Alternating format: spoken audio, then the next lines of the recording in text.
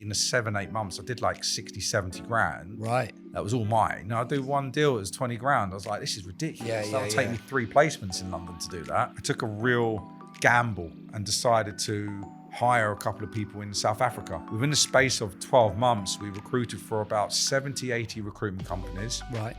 In about 9 different countries and over 130, 40 placements made. Bring it on, like, I don't care what it is. This episode is proudly sponsored by ryvr, the conversational intelligence platform built specifically for recruitment and staffing businesses. Recruitment firms generate huge amounts of valuable information every day through client calls, candidate interviews, vacancy briefings, and business development conversations. The challenge is that most of that information never makes it into systems, processes, or decision-making.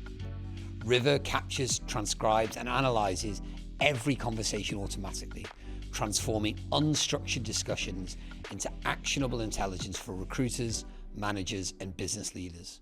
Whether that's improving CRM hygiene, generating candidate and client summaries, identifying commercial opportunities, coaching, or uncovering trends across the business, ryvr helps staffing companies get more from every conversation they have. Unlike generic AI note-taking tools, ryvr is built specifically for the recruitment industry, with workflows, automations, and insights designed around the way recruiters actually work. If you'd like to see how leading staffing businesses are using a conversational intelligence to gain a competitive advantage, visit ryvr.ai and book a demo today.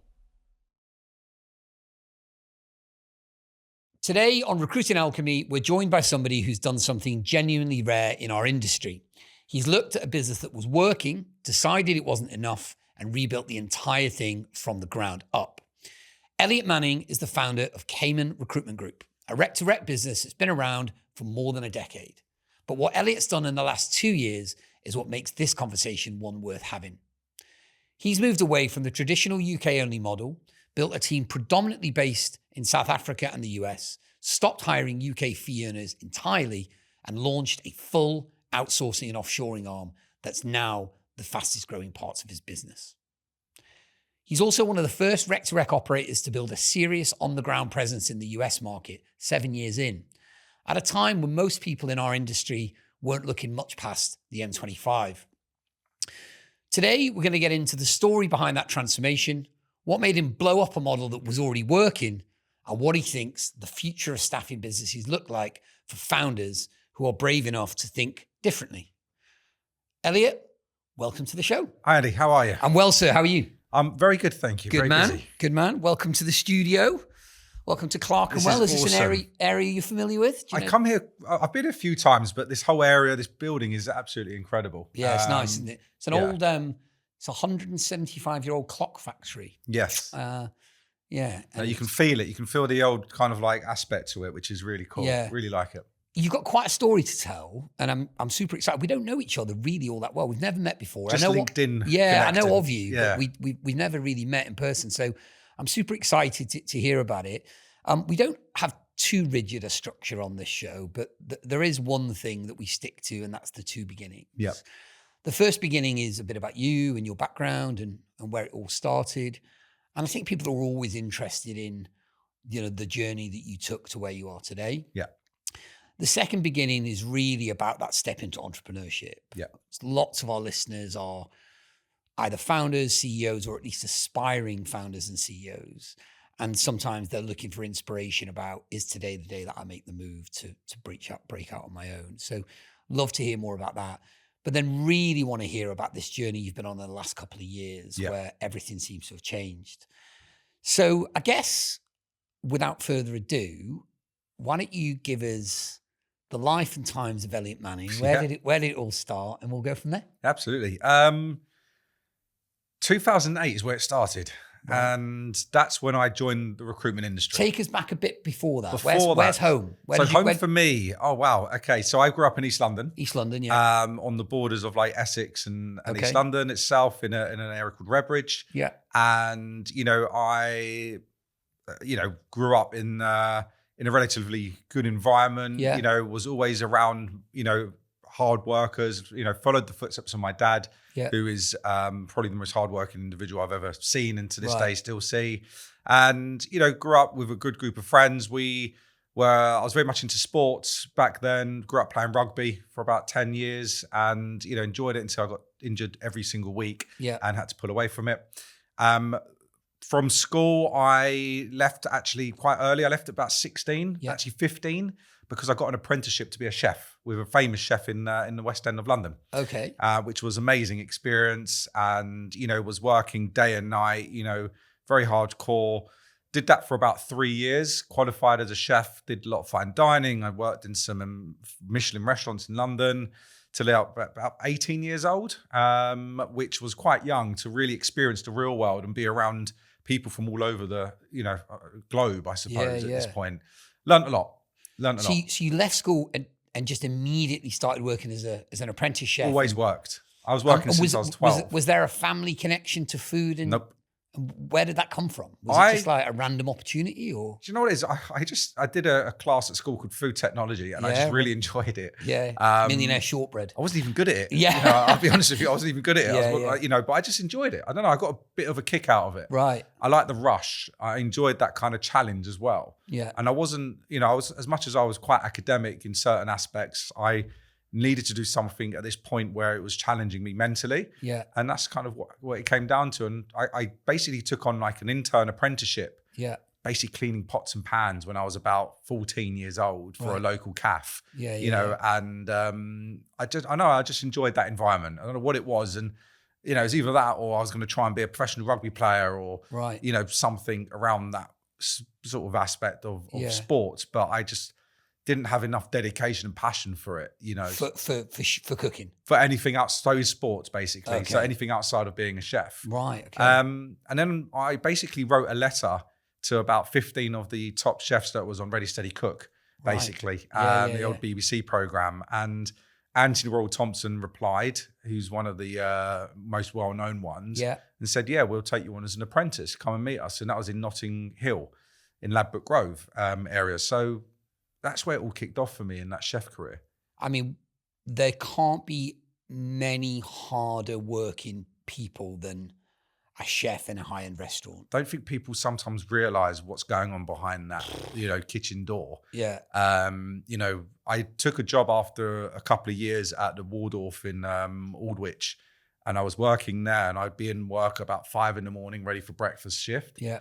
And then I would then have to work all day, and then I would do the evening banquets for like celebrities and shows and whatever. And it was amazing. But then I wouldn't get out of the kitchen till about midnight. Yeah. And then get home 1 a.m, and then be up and ready to work the next day at 5, 6 a.m. again. Amazing. And that was a continuous thing. Yeah, yeah. And I loved it. I genuinely absolutely loved it, but I had zero life outside of work. Yeah. And at a young age, I really needed to look at what I was doing because I was missing out on everything. Yeah, just working all the time. Just work, and it was hard work, and it was not the nicest environments. All the chefs I worked with were ex-Gordon Ramsay chefs, and it wasn't very polite, to a young guy from East London who, was trying to find his feet. So it was a really kind of interesting place, but it taught me more than most people would have ever experienced at that age. Yeah. And, I loved it. And good friends of mine were, and we can kind of move into the recruitment aspect of things. Yeah. So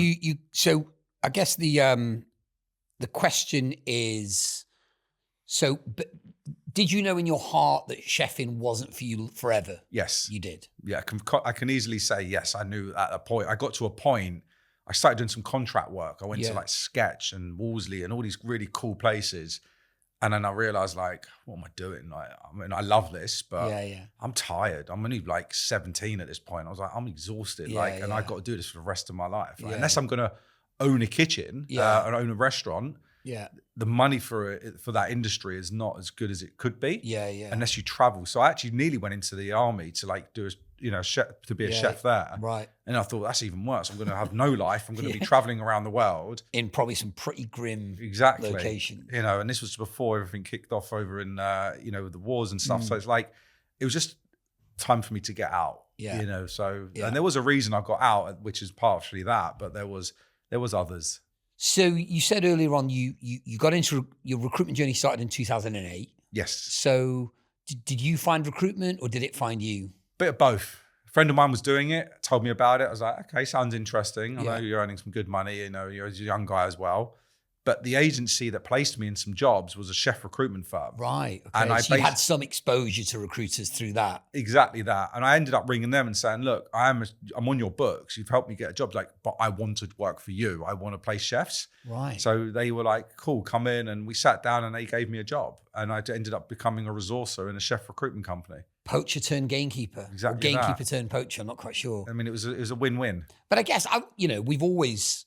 I remember back in the day when I worked in technology recruitment and people always said, God, imagine if you knew what you were doing. Yeah. Your ability to really build rapport with people would be so much higher. Yes. Because you've walked a mile in their shoes. You know what it's like to live as a chef and all that stuff. So did that serve you well in your early part of your career? It helped me a lot. I did interview at a couple of IT recruitment companies and didn't get a job because I had zero exposure to like anything sales-led, commercial, or even technology. So they weren't interested in a junior at that time. Yeah. But I needed to do something that for me was a close match, so I basically decided that chef recruitment is the easiest option at this point. Yeah. It was, and they didn't know this at the time. And I'm sure they'll realize this now, but it was never a long-term place for me to be. It was a stepping stone for me to get into it. Got it. And so that was your first foray into the industry. Yeah. Around the global financial crash, I imagine, 2008. Well, so I left there after 6 months, right. Got the experience I needed. I had a 6-month goal. Yeah. Then I joined a company called Elan IT. Yeah, I know them. They were very Still old around? school. They're now Experis. Yes, they were bought out and then they're owned by Manpower. Yeah. But I was in there with so many people who are today now running some very successful recruitment companies who I started my career with. But that was in 2008. Right. And then, yes, there's a recession straight away.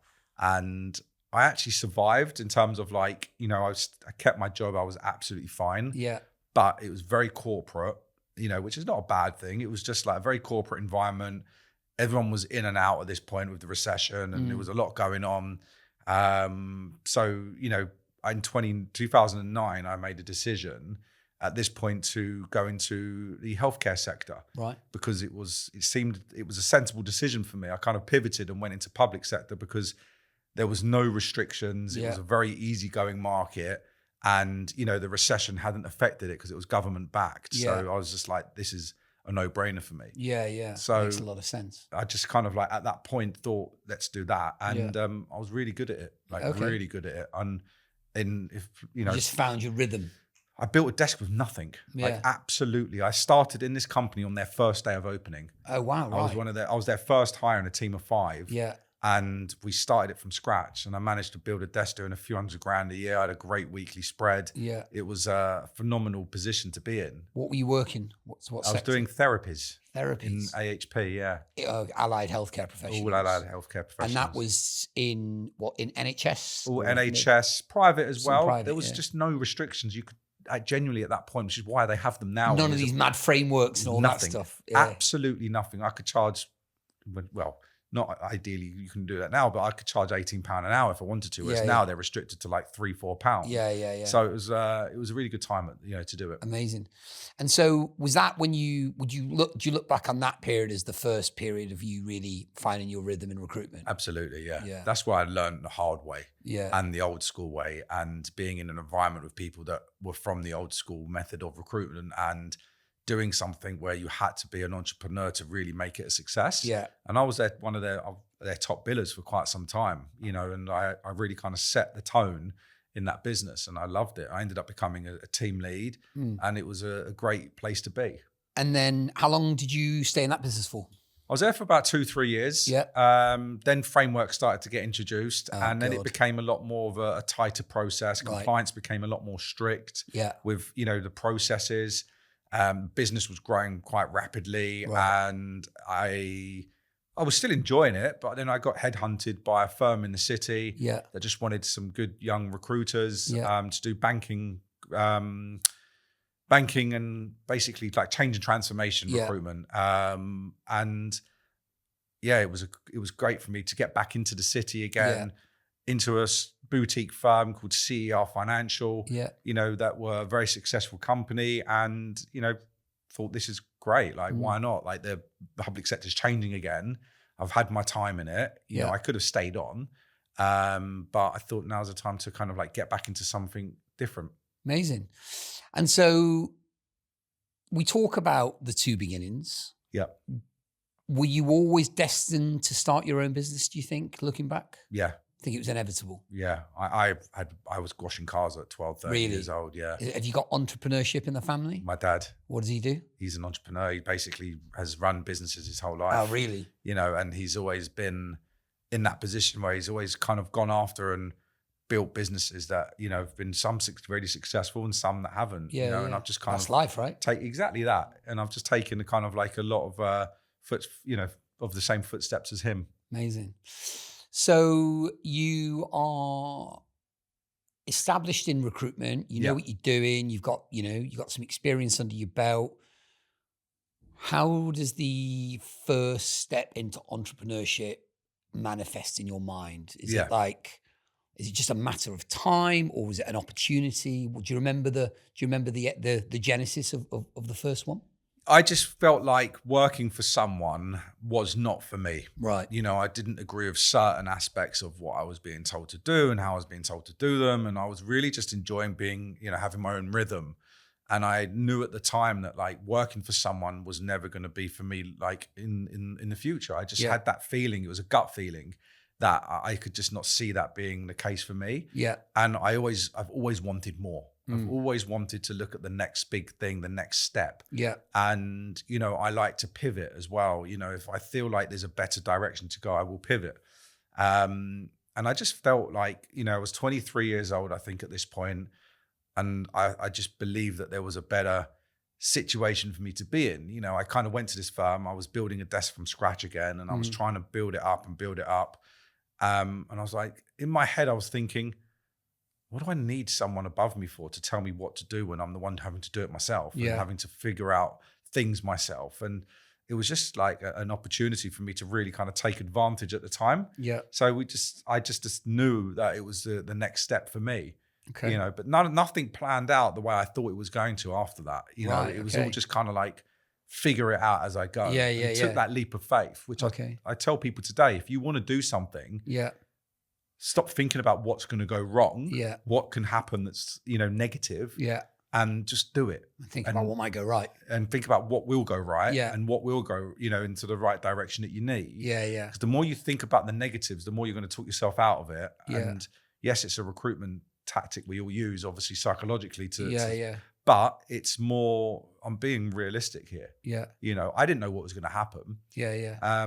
So I decided to walk away from that business after a couple of years again. Yeah. To set up my own agency doing banking and financial and change transformation recruitment. Like, it was kind of what I thought was going to be the best thing to do. Yeah.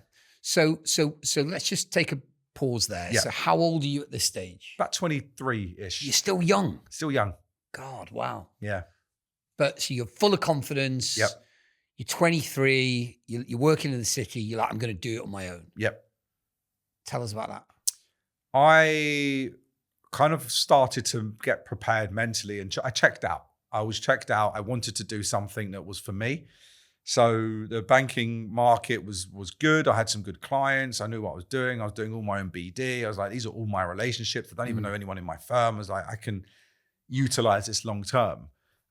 So I just decided to just hand my notice in. Right. I literally had no plan really, apart from I know that I wanted to do this. Right. That was to me the most important step to take. Yeah. So I remember I resigned that day. A friend of mine coincidentally had resigned from his job in the stock market, and we met up for a beer and just sat there. Was like, we've done, like, what's next? So he went his own way. I started to kind of like put a plan together to set this business up.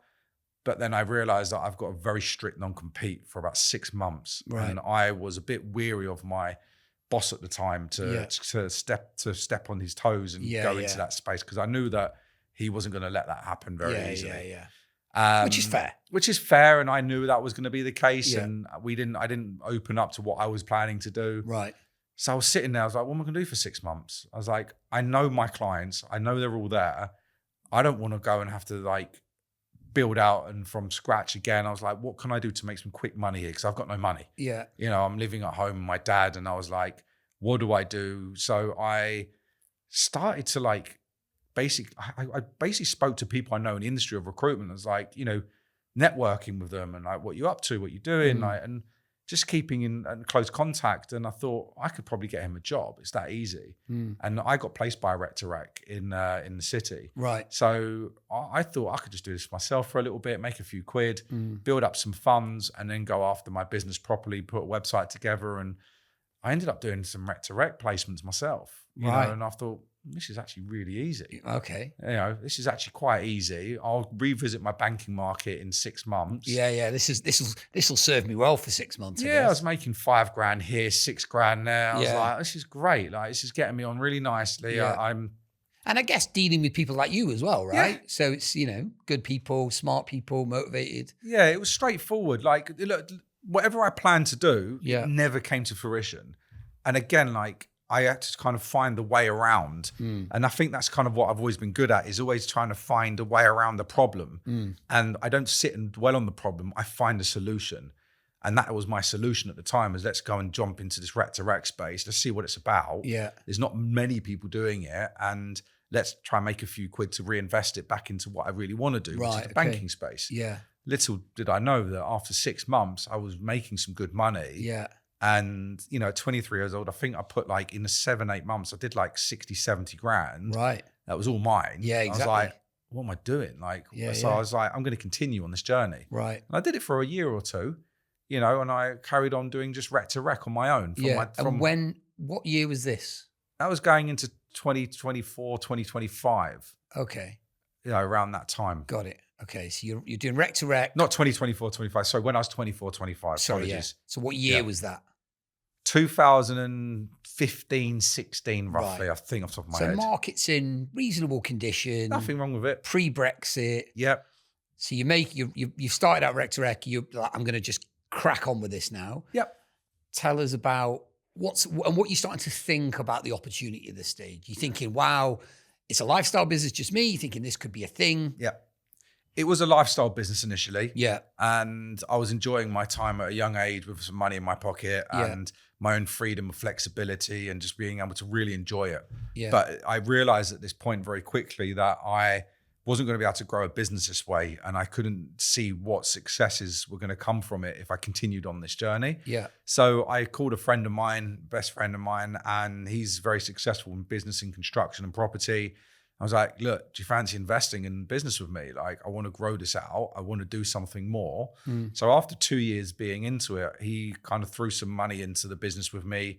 Not a lot, but, you know, just enough to kind of see it through to the next step. You know, at this point, we kind of, after, I think, year 3 to 4 of the business running, I bought a little office with, you know, 3-4 people in it, and started to make some hires and started to like really attack the Rec2Rec space in London. Got it. Look, Rec2Rec has always had a stigma back then, you know, of what that, and it still probably does, you know, in a sense of like, it's Rec2Rec. It's, you know, I don't know why people sometimes look down on it at the time. Yeah. But I didn't care. Like, I was just like, I'm making money. I'm enjoying myself, and I can build something quite cool here. Yeah. And yeah, we just decided to use that investment, get a little office, hire some people. Yeah. And, you know, really went for it. Yeah. You know, amazing. I think in year 5, 6 of running this business, we were up to like 15, 16 people. Yeah. And it got a bit out of control. You know, I was a young guy. Yeah. And I didn't have experience in running a business of that kind of capacity. Yeah. And I nearly like ruined the whole thing, you know. What, just wild lifestyle? Not even me, no. It was just this bad culture, really set it up as a bit of a, you know, a bit of an immature kind of environment, you know, hired the wrong people, you know, was trying to make money, but never really had a plan. Yeah. Didn't really have any structure, didn't really know what direction we wanted to take. My accountant came into the office and was like, what are you doing? Like, you're spending money. You're not looking at when you should invest it. Yeah. You know, you need to sort this out. Yeah. So I learned, again, the hard way. Yeah. Took a step back. Sometimes the only way. It's the only way. Yeah, absolutely. And I think it's important that you go through these really difficult times, you know, to really understand really what you're doing and what you need, what needs to be done. And I've done that now. I've lost count of how many times I've been through that period. Yeah. but I love it. And I actually thrive on those situations of problems and, circumstances where they're not where they should be. Yeah. Yeah. Wow. And so you get through COVID. COVID came in 2020. Yeah. Before then, there was a few other elements that occurred. So in 2018, I decided to go over to New York. Okay. That's when it all kicked off for me. So you wanted to move physically to New York? The business. You wanted to move Not me. Right. Yeah. So you wanted to recruit in New York from the UK? Correct, yes. Okay. Why? I don't really, to this day, it just happened. I just knew I thought New York was really cool. Right. I'd never been there. Right. I went with my, at the time, girlfriend, and I really thought this is a really cool place. Like, I love this. Yeah. So I got back, that was in 2017. I got back and was like, there's not much going on in the US in terms of like expat businesses over there doing anything. Yeah. There's a handful of them. There was like, your Oliver James, your Harrington-Starrs, like your 20 Venturas. There's a few firms, but there wasn't much there. And I was like, there's an opportunity here. Yeah. So I think in 2018, I went to New York 10 times. I literally was back and forth. I was billing. I was making money. Doing deals in New York. Absolutely, yeah. Okay. And I would reinvest. With British companies like you just mentioned? Predominantly, yeah. Okay. People that I knew from the London market. Yeah. Okay. And I'd basically... And was it different, better, the same? It was amazing. Yeah. Why? Because the fees were 2-3 times the size. Really? Yeah. That's what people say about the US market, right? I do one deal, it was 20 grand. I was like, this is ridiculous. That'll take me 3 placements in London to do that. Yeah. So I was like, this is great. The people, it was the relationships, the environment, the culture. I had a lot of enjoyment out of dealing with it. That it was just refreshing. Yeah. Because the London market was becoming more competitive, right? And there was a lot more rec to recs opening up in London in that period. So in 2019, I was like, right, I've invested. I've got a lot of money in the bank from the US. Yeah. I've been back and forth. I've invested a lot of time and effort into this. Yeah. I'm going to make a hire. So I started in 2019 to hire 1 or 2 people. In London? In New York. In New York? In New York. Okay. Got an office there. I remember my business partner, and I went over there and we took the partners with us and had some fun for the weekend, went office viewing. And this was just like the dream. It was amazing. Yeah. And we still had our operation in London. Yeah, exciting. I was like, this is so cool. So we went over there. We were doing quite well. Made a couple of hires, which was very hard to attract talent with no presence and footing in the industry. They had to be American because I couldn't sponsor anyone. Yeah. And I just took the leap and went for it. And I hired a couple of guys who were awesome and they were with me for a while. And, unfortunately then came COVID in 2020 and it was really tough, and there's a couple of reasons we survived COVID. One is because there was a scheme in the US that you can actually get government funding if you've got an entity in the States. Yeah. And we did, obviously. So we utilized that funding, which was quite generous because it was in dollars, which, made it a big difference. We had some good clients in America that were still paying. And to this day, I still work with. Yeah. And, we just kind of made it through. Like we did really, the right things out of it. Yeah. Amazing. So we got through COVID with no real issues at all. Right. I'll be honest with you, and a lot of firms can't say that because we had the American market to lean on. So we needed just that one placement that was going to give us a bit of money in the bank. That was enough money for us. Right. Do you know what I mean? And I think that was important at the time that we had that opportunity and that difference that kept us alive. Yeah. And I know Rec to Recs that's closed down in that period. A lot of firms closed down in general. Yeah. But we came out stronger. Yeah, we really did because of that American piece. Yeah. Did you ever consider going to live in New York? Yes, I did. But my other half was always never really like that excited about it. Right. So yeah, I still consider going to America today. Right. But there's nothing that's really pushed me over the edge yet. Right. Okay. I'm happy here. And now that the business has changed. Yeah. I need to be in the middle. And that kind of like has now, and I feel like that was my journey all along. Right. I feel like everything that I've done and everything that we've set out to become was all a journey that we were set to be on. I'm a big kind of believer in like, I've kind of, set this all up for the right success that allowed us to get to this point. I mentioned at the beginning that the business goes through a pretty significant transformation. Yeah.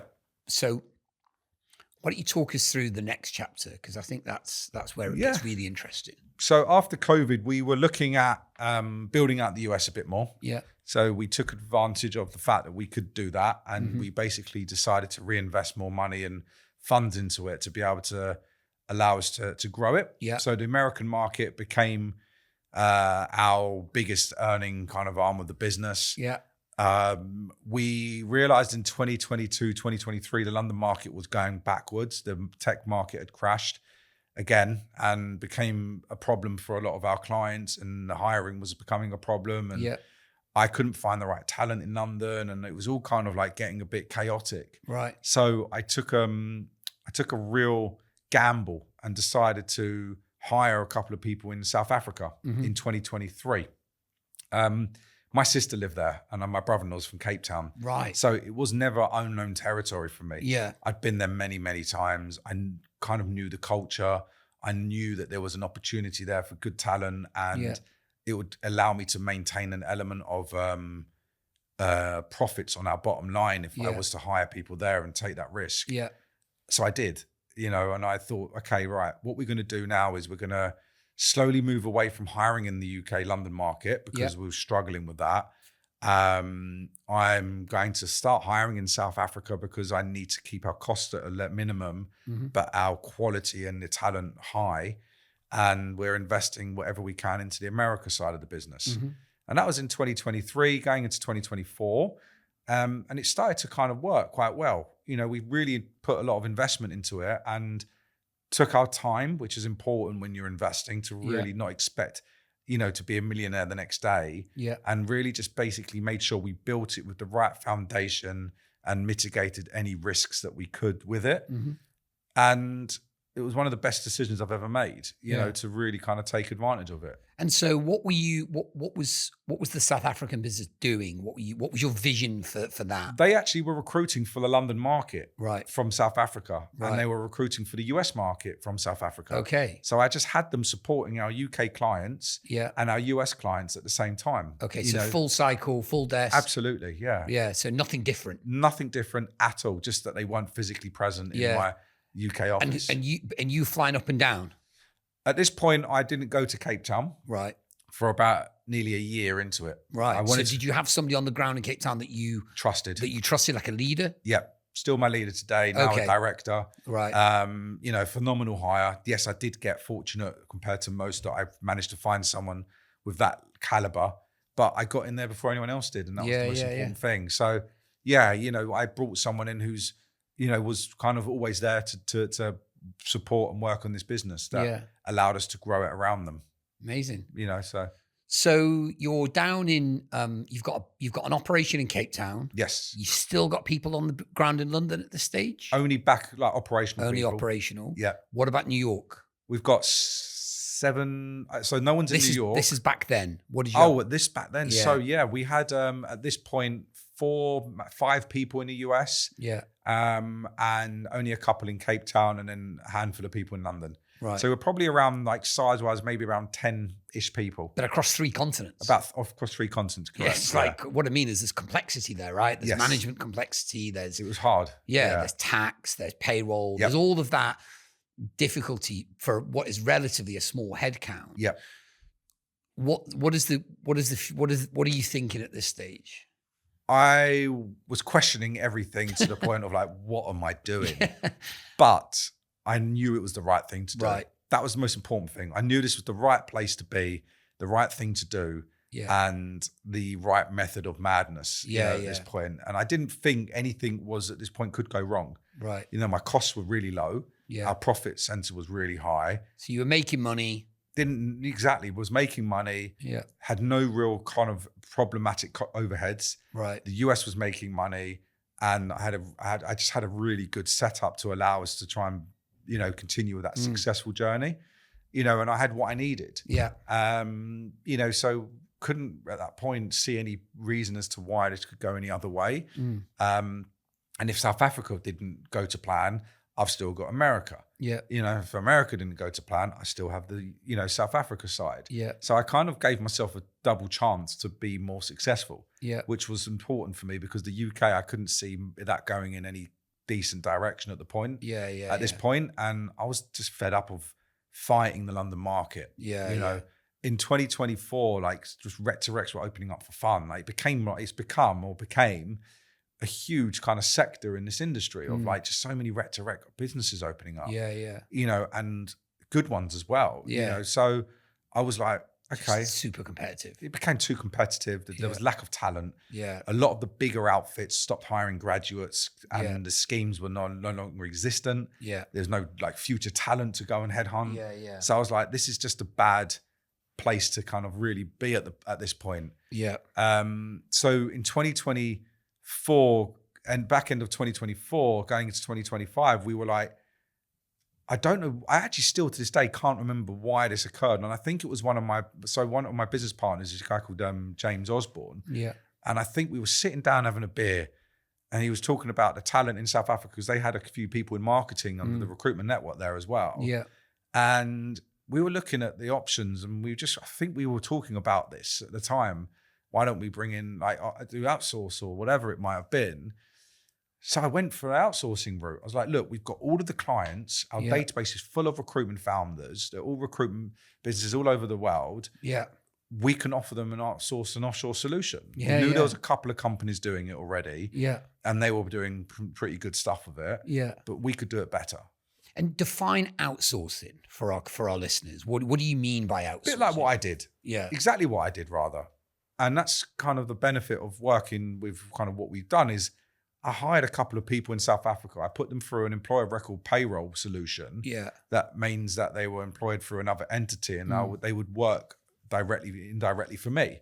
And that's what outsourcing is. You know, so I had a couple of members of staff that in the back end of 2024 too, and they were my recruiters. And I just would payroll them through a different, aspect that allowed them to work for me. That was it. That's outsourcing in a nutshell. It's really that simple. So you're not necessarily, I'm going to use a phrase that I don't think it's like body shopping. Are you still providing recruitment services on a success fee basis? Correct. Okay. So it's not necessarily, you're not hiring. It's not like you're hiring recruiters in for them. They're still working on a contingent style basis, essentially. At this point, yes. Right. Okay. So at this point, that's the case. We started doing technically rec to rec in South Africa for international firms. But helping them with the payroll solution at this point. Okay. So that they can actually legally employ them and have them up and running properly. Right. Okay. So we were doing that element to it, which is where the outsourcing side comes in. Got it. Otherwise, we would just have been a rec to rec from South Africa. Yeah. So you're helping them find talent in South Africa and payroll them. Correct. Yeah. And are you managing them on behalf or not? Yep. So you're doing that bit as well? Absolutely, yeah. Wow, we had to take that over as well. To do this properly, we had to find a solution to manage payroll and EOR solution. To maintain that control. To maintain the SLA agreement with our end client that says, look, they technically work for me, for us, at Vitro Outsourcing, which was the company we ended up opening the name of. But we'll outsource them to work for you full time. So they're now your employee to manage us like day to day. Right, okay.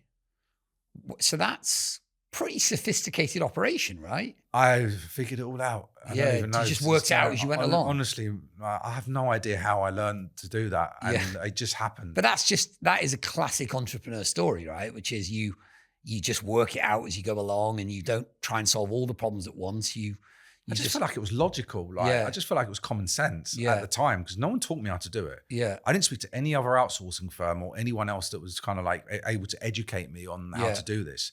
I just learned and figured it out.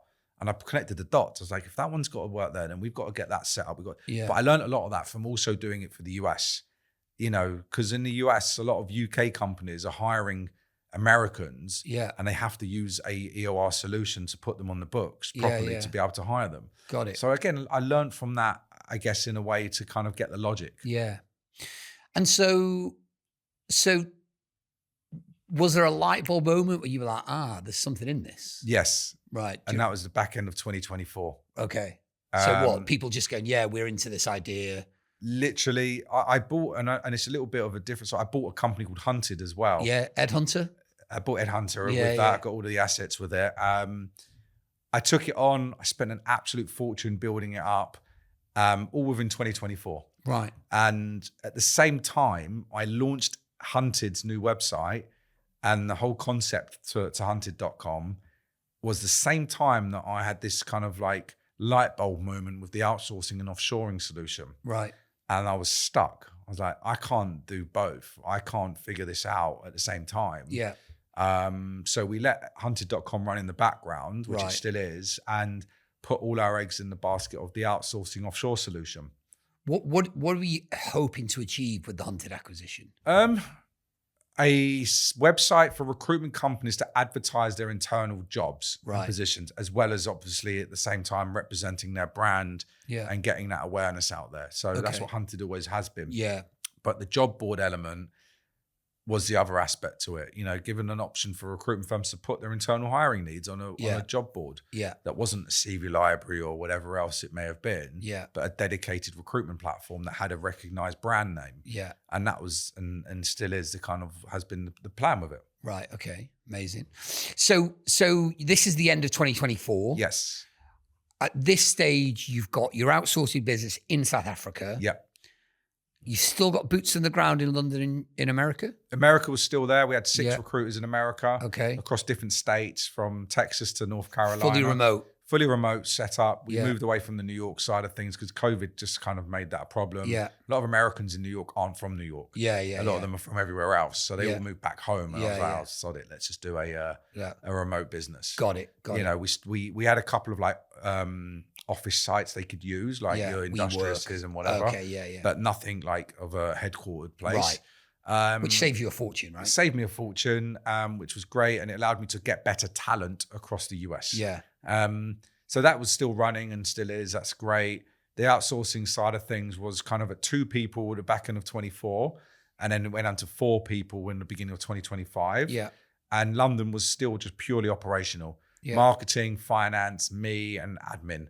There was no one else of a fee earner in my London office. Yeah. It just allowed me to have the operational hub based there. Got it. And in 2025, we kicked off the outsourcing solution more. We stopped the team in South Africa recruiting in London, doing like traditional rec to rec stuff, and gave them a directive of, your job is to now just continue, like just find talent in South Africa for our UK clients instead. Yeah. And doing that in other countries and providing them with talent in a different way. Yeah. And, we, within the space, and I've maybe kind of jumped to this point, within the space of 12 months, we recruited for about 70, 80 recruitment companies. Right. In about 9 different countries, and over 130, 40 placements made. Wow.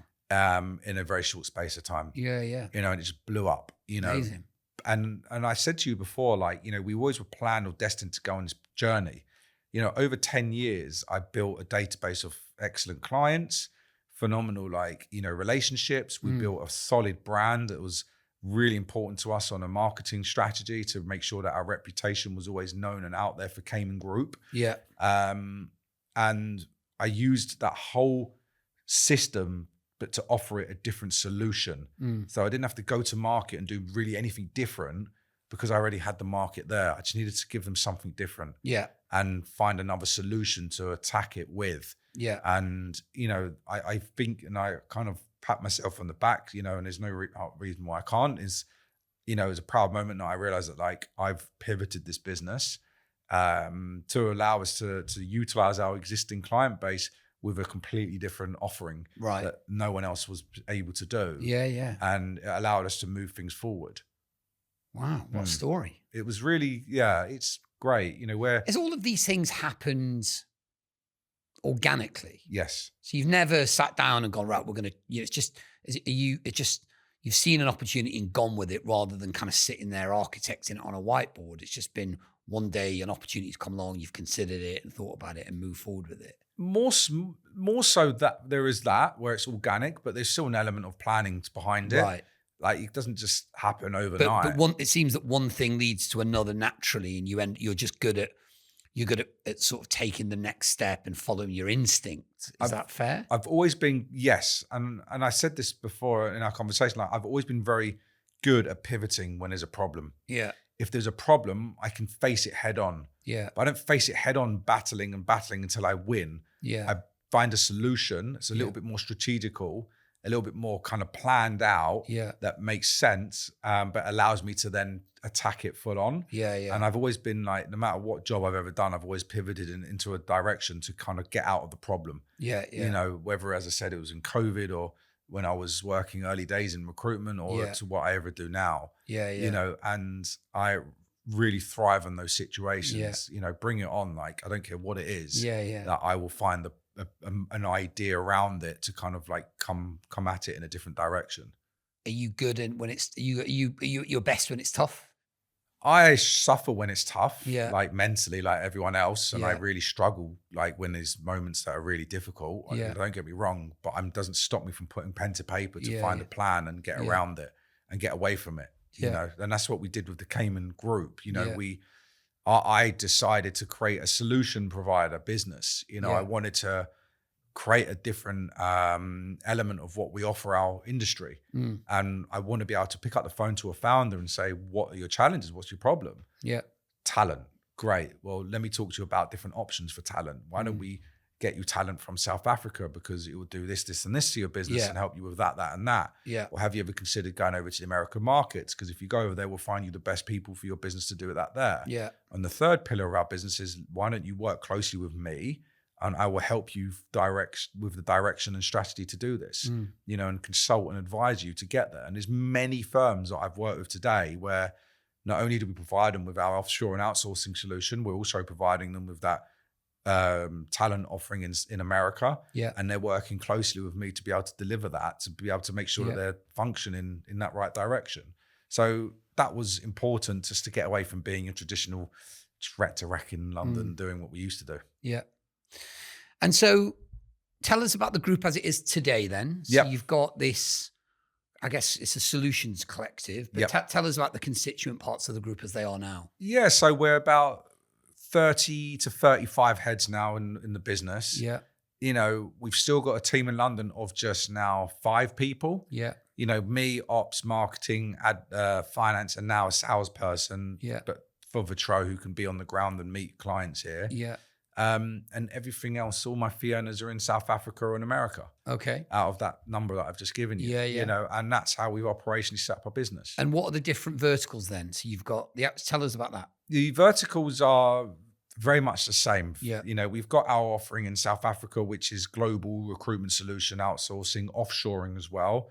So we have housed people in our offices to work and do project work for some clients. We are growing that business aggressively to the point where we're maximizing our EOR solution. You know, our placement solution as well. We're trying to push that into different countries a bit more. And it's just going from strength to strength to allow us to keep doing that.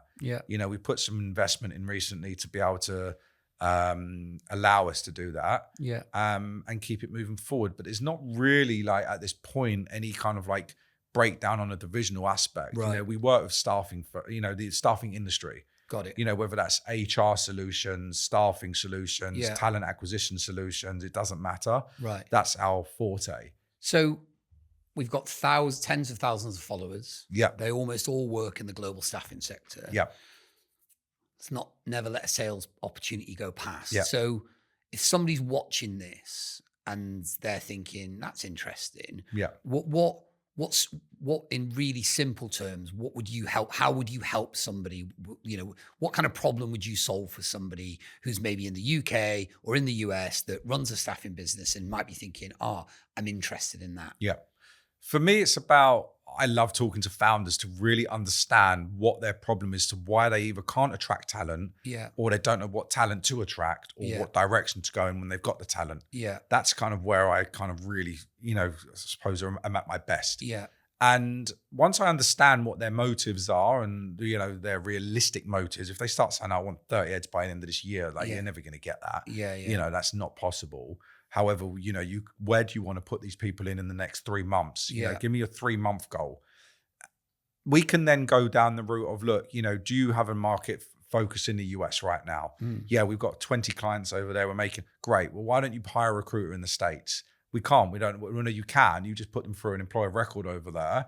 And you put them on the ground. We'll get you someone that's worked in the right environment, can do this for you. And start your American side of your business, Yeah. start investing in that, because that's the direction clearly your business is going to go in. Yeah. So I give them solutions around how they can maximize their US potential. Yeah. At that point, I'm talking to them about the amount of jobs that they've got. How delivery heavy are you at the moment? We've got about 1,000 jobs. What's the number of revenue? What's the amount of revenue those jobs could generate? Yeah. 1.2 million. All right, let's cut that down by 50%, and that's still £500,000 worth of revenue you've got there. Okay, cool. How many of your recruiters are delivering to that in London? I don't have anyone, or I've got one or two. Great. Yeah. Outsource it to South Africa right now. Why? Because I can get, 2 to 3 recruiters over there that will cost you the same price as one in London to do the same job and deliver at double the capacity and keep your cost element so low that you're making even more profit by an additional 10, 20%. Yeah. And I can actually paint that picture for them to show them that opportunity. Yeah. And who's doing your admin at the moment? Oh, I've got an admin person here. And no offense, like she may be on 40 grand. I can hire you someone in South Africa for 15 grand that will do the same job, that's done it for another company in the UK market, whatever. Yeah.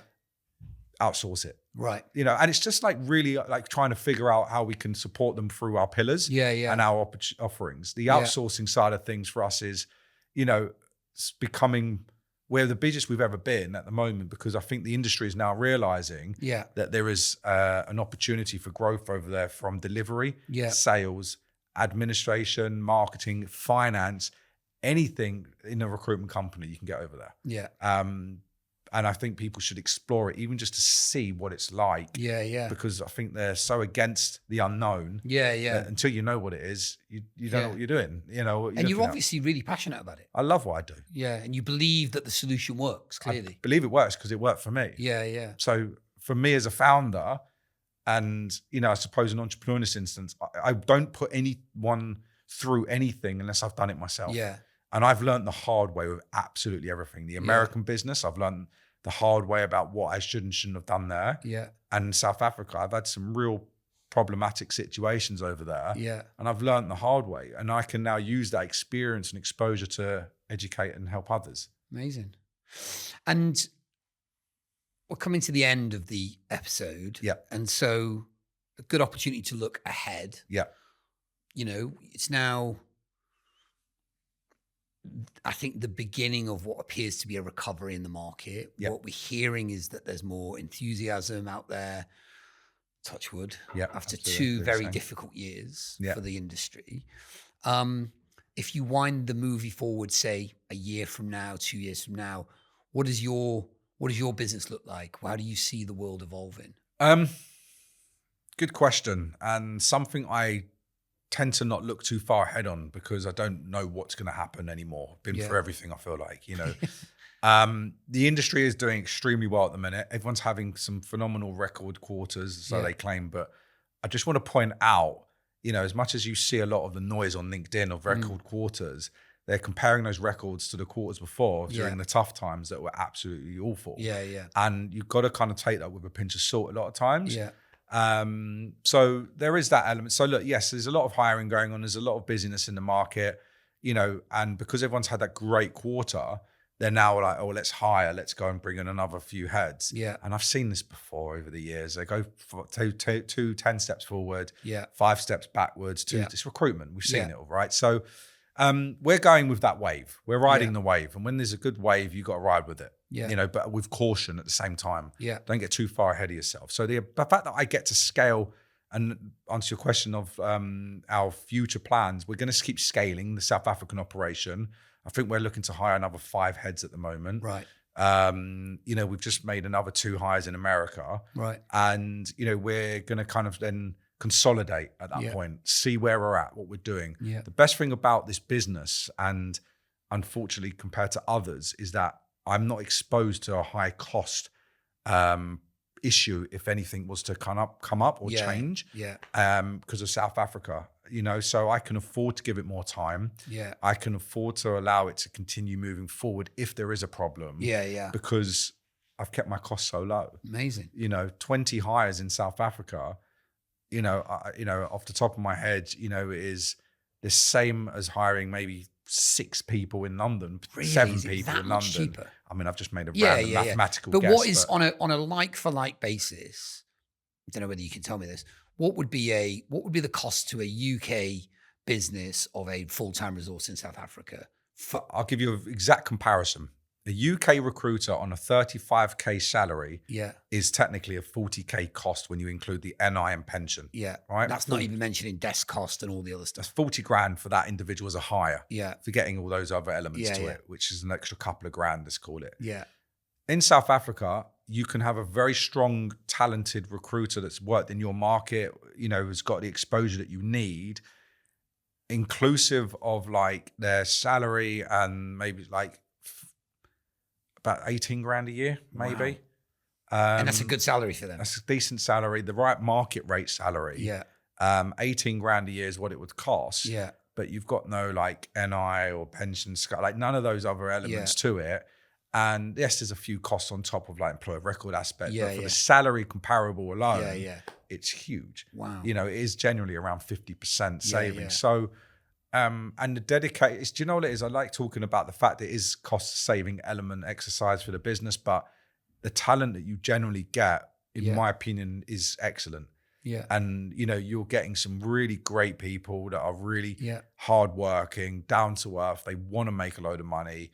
And, it kind of feels good to support them with these opportunities, to have international exposure. Amazing. Well, what a story, Elliott. Thanks for sharing that. Pleasure.